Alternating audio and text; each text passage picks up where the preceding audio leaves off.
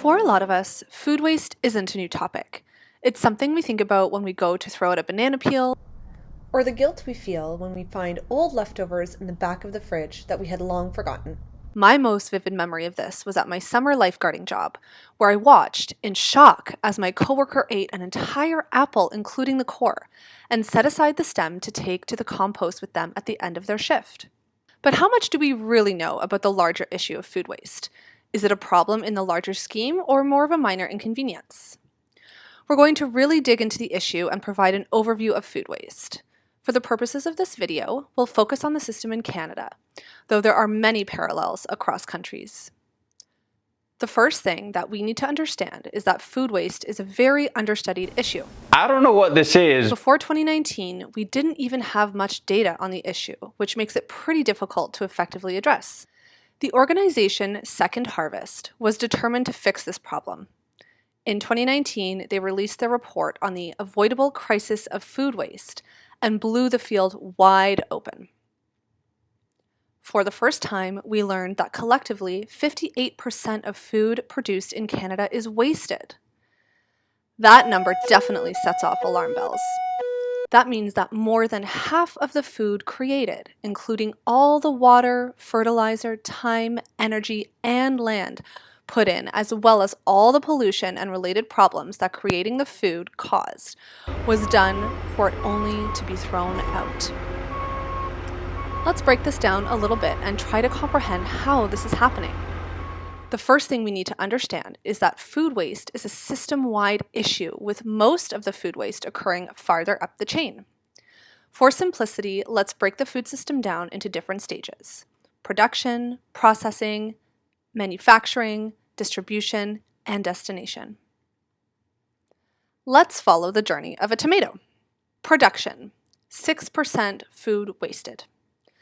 Production is where we grow the tomato. We can think of this stage as on the farm or in the greenhouse most of the time. Unfortunately, not all tomatoes move past this stage. Aesthetically, if the tomato happens to not be the exact right size, shape, or color, it will likely be tossed aside, particularly since the price and desirability of different types of tomatoes can change significantly. For example, maybe your type of tomato is not as popular as it was a few months ago, and you can't find buyers for the exact same food you were just selling. When food goes unsold that is perfectly edible, the obvious solution would be to donate it to an organization or to people in need. Yet, this does not often happen. There is no national system set up to ensure that across Canada, the food industry is connected with organizations that need food donations. Also, the lack of convenience of donating the food is paired against low fees at landfills, which means that a lot of the time, perfectly edible food is thrown out in landfills because it's easier for the food producers. This same pattern of throwing out food for convenience is echoed across the food production system. Processing and manufacturing: 20% food wasted. Assuming the tomato has made it off of the farm, it must make it through more barriers at the processing stage. The tomato must now meet the additional standards of the processor in terms of its size, shape, appearance, and color. Beyond this, farmers are very concerned about meeting the contracts they have, which leads them to systematically overproduce food and have excess to avoid having a shortage. This leads to a lot of food waste on a routine basis. Manufacturing: 23% food wasted. This stage is all about taking the raw food and changing it into a product that we want. In the case of tomatoes, this could mean making diced or canned tomatoes, tomato paste, or tomato sauce. Including the discussed problems, this stage brings some unique challenges. All of us have probably seen best before dates on most of our products, but these standards are set by manufacturers to protect their brand and manage perceptions around the quality of the product. This means it is often perfectly safe to eat a product after its best before dates, but consumers throw out the product in fear of contamination or illness, even when it could be eaten or donated. Packaging is also designed for its aesthetic value and selling ability, with little thought going into how this affects the food itself. Often with different packaging, materials, or design, the product could last much longer and its shelf life extended. Distribution, 5% food wasted. Assuming our tomato has passed the stages, whether as part of an ingredient like pasta sauce or as a whole tomato, it now goes to the stores.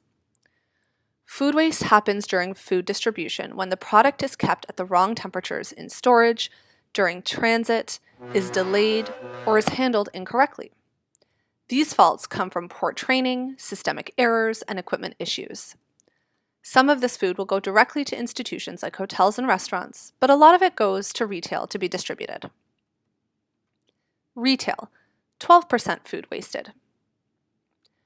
Just like in the production stage, food waste often occurs in retail because of the economic values that focus on the food as a commodity to be sold, instead of a needed commodity that has a lot of costs to produce. To ensure shelves are always full, stores often stay overstocked to have all the potential quantity they could need on hand. This is combined with the fact that the distribution centers often have too much product and try to push it into retail stores. Finally, only the prettiest food with the longest best before dates are ultimately sold. Destination. For simplicity, we'll divide the destination stages into two categories: hotels and restaurants, and institutions and households. Let's look at hotels, restaurants, and institutions. 13% food waste or loss. Here, it happens in a few distinct ways. A lot of food waste occurs from food that is served but goes uneaten. With large portion sizes, too much food is put onto plates, which consumers simply do not eat, and it can't be reserved to other customers. With the social stigma around taking food home, the food instead goes into the garbage. Buffets are especially bad culprits for waste. The restaurant will overprepare food to give the feeling of abundance and variety, while customers susceptible to this tactic will take more than they really need. For example, our tomato that was turned into sauce will go unused when pizza slices are thrown out at the end of the night.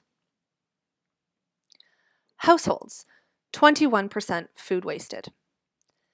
And finally, there are households. When we think about food waste, almost all of us think about this step because it's what we see and contribute to. It can come in the form of throwing out leftovers, discarding food once past its best before date, or purchasing too much food, which then goes bad, like those tomatoes in the back of the fridge. Because this happens so regularly in small quantities, we don't really consider how this affects our overall environmental impact. Ideally, we could buy a few days to a week's worth of produce at a time and supplement in between with frozen fruits and vegetables or non-perishable goods. Yet in communities where grocery stores are a far distance away, or for people paid bi-weekly, this is often not possible. While our tomato example is great and very similar to lots of different food production, there is a special case of food waste we would like to point out: fisheries. Fisheries look very different from the farm or greenhouses we imagine. The animals are typically wild and yields can vary greatly, and this sector struggles with its own form of food waste. Because there are limits on how much fish is allowed to be caught to try to protect our oceans, fish that are not the desired type are usually thrown back into the water dead or close to death. It is also important to note that there are different kinds of food waste. 32% of the 58% of food waste is directly avoidable. It's food that is perfectly safe and edible that is lost, while the other 28% is harder to avoid. This food waste includes things like parts of the animal we don't tend to eat. This has especially become an issue with our dramatic increase in meat consumption, which can be addressed separately. Collectively, this loss of 58% of our food has an enormous impact. The consequences of land use, as well as air and water pollution made during food production, cannot be justified for food that is not eaten. To add to this, the consequences of food going to landfills is quite significant. It creates methane gas, a greenhouse gas that is 25 times more damaging to the environment than carbon dioxide. Every year, 56.5 million tons of CO2 equivalent emissions are created by food waste in Canada. Developed countries such as Canada produce approximately twice as many greenhouse gas emissions than developing countries, specifically in the food production process. Additionally, the amount of carbon dioxide released due to transport and food waste disposal specifically increased by 72% from 1990 to 2018. And we cannot forget what this signifies. Over 4 million Canadians are food insecure, meaning they cannot afford to buy the needed amount and quality of food for a balanced diet, or struggle to afford food at all. Yet we throw out 11.2 million metric tons of food per year that is perfectly edible and is enough food to feed every Canadian for 5 months. This food has been created, and with society viewing it as an economic value primarily, it limits our focus on it being a necessary source for life that everyone requires to survive and thrive. Although food waste has been a problem for a long time, this does not decrease the urgency for which we must address it. Climate change is growing at an unprecedented rate, with us seeing effects across Canada. People are going hungry today when there is enough food being produced for them. We need to think strategically about the best way to address the situation. Household food waste is a problem. It has significant environmental and societal costs and urgently must be addressed. Yet it also represents less than a quarter of the total food waste loss in Canada, with the vast majority of waste happening across the system. Why then do we only put pressure on consumers to address the issue? Across Canada, we need provincial and federal governments to coordinate and create legislation that monitors and measures food waste, with the goal to reduce total waste over time. This can be done alongside developing a system to coordinate organizations who need food donations across our country to ensure the food ends up where it can be used. Food waste is a large, systemic, and complex issue that should motivate us not to be overwhelmed, but rather to work harder. When we can create a system that prevents waste rather than simply managing it, everyone wins.